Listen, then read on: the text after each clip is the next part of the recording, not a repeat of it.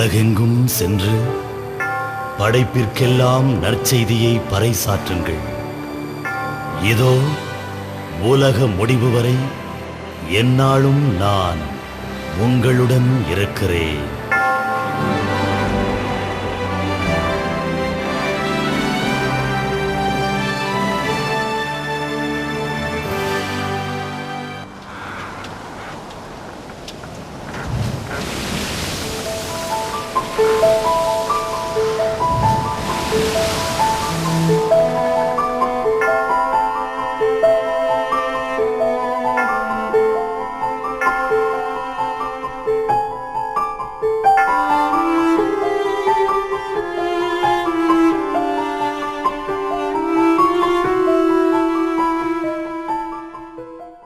இந்திய மண்ணில் அன்றைய தமிழ் பூமியில் முதல் நூற்றாண்டில் கிறிஸ்துவின் மறையை முதலாக விதைத்தவர் புனித தோமையார்.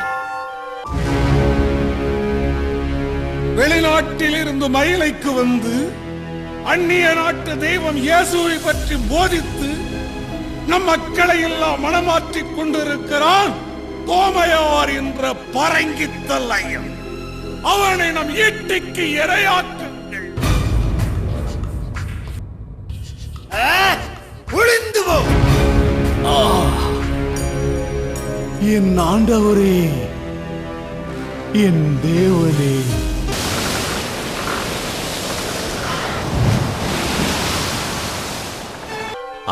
ஆண்டுகளுக்கு முன்பு தமிழக கடற்கரை பகுதிகளில் இயேசுவின் நற்செய்திகளை முழங்கி ஏராளமான மீனவ மக்களை கிறிஸ்தவ மறையில் இணைத்தவர் இயேசு சபையைச் சேர்ந்த புனித சவேரியார். நம்ம வெள்ளக்கார சாமியாரு சவேரியார் வந்துட்டாருவே, எல்லாரும் வெரசா கடலுக்கு ஓடியாலே.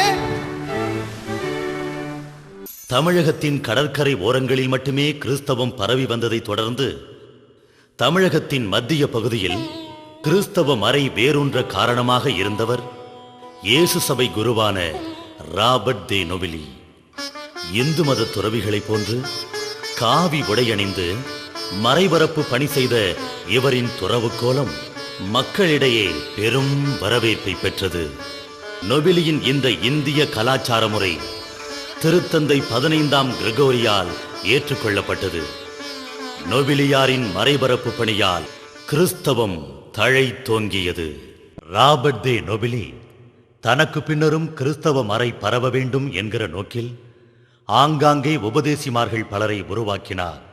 இவர்களின் பணியால் இங்கு வாழ்ந்த பலதரப்பட்ட மக்களும் கிறிஸ்தவத்தை தழுவினர்.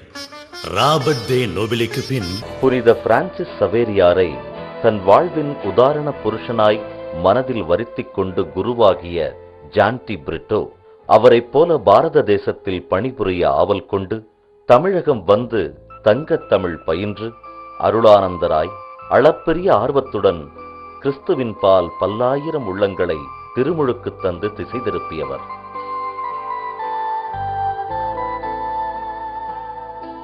தீராத நோயினால் திணறி நின்ற ராமநாதபுரம் ராஜவம்சத்தைச் சார்ந்த தடியத்தேவர் அருட்தந்தையை பற்றி அறிந்தார். அன்பர் அருளானந்தரின் சீடர் மூலம் பூர்ண நலம் பெற்றார். அருளானந்தர் சுவாமிகளின் வழிகாட்டுதலுடன் கிறிஸ்துவம் தழுவினார். ஒருவனுக்கு ஒருத்தி என்ற கோட்பாட்டின்படி தன் முதல் மனைவியை மட்டும் தாரமாக ஏற்றுக்கொண்டு மற்ற 4 மனைவியரை விலக்கினார் தடியத்தேவர். அதனால் 5ஆம் மனைவி அழுது புலம்பி முறையிட்டாள் ரங்கநாத சேதுபதியிடம்.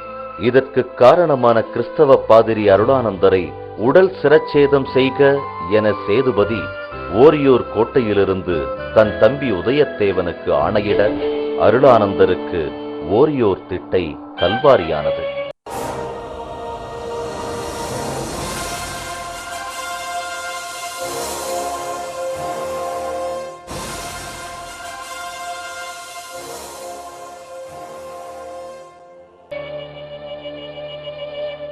நான்கு 2693 அன்று தொடர் சித்திரவதைகளுக்கு பின் மணல் திட்டின் மீது தூயவரின் தலை துண்டிக்கப்பட்டது.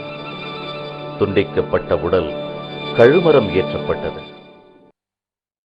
ஜான்டி பிரிட்டோக்கு பின் பெரும் திருப்புமுனையை ஏற்படுத்தியவர் கான்ஸ்டன்டைன் ஜோசப் பெஸ்கி எனும் இத்தாலி நாட்டு இயேசு சபை துறவியான வீரமாமுனிவர்.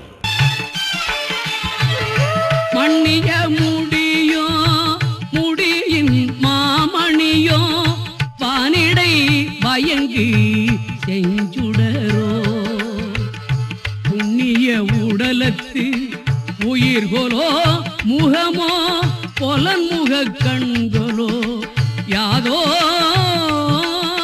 வீரமாமுனிவரின் வருகையால் புதியதொரு ஆன்மீக எழுச்சி பெற்றன.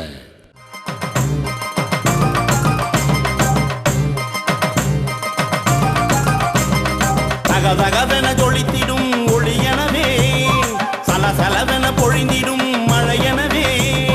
தகதகவென ஜொலித்திடும் ஒளியனவே, சலசலவென பொழிந்திடும் மழையனவே.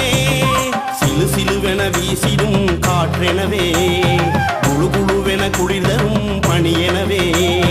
சிலு சிலுவென வீசிடும் காற்றெனவே, குழு குழுவென குளிர்தரும் பணியெனவே. வீரமாமுனிவர் வந்தார், வேண்டும் ஆலயம் தந்தார். வீரமாமுனிவர் வந்தார், வேண்டும் ஆலயம் தந்தார்.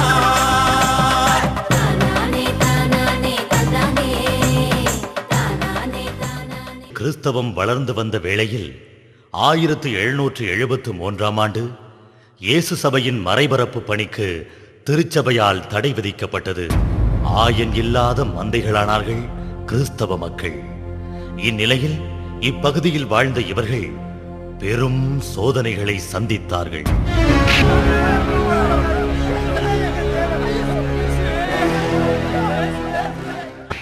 1838ஆம் ஆண்டு இயேசு சபை மீண்டும் புத்துயிர் பெற்றது. திருத்தந்தையின் அறிவுறுத்தலில் தனது சபை குருக்களை மீண்டும் தமிழகத்திற்கு அனுப்பி வைத்தது.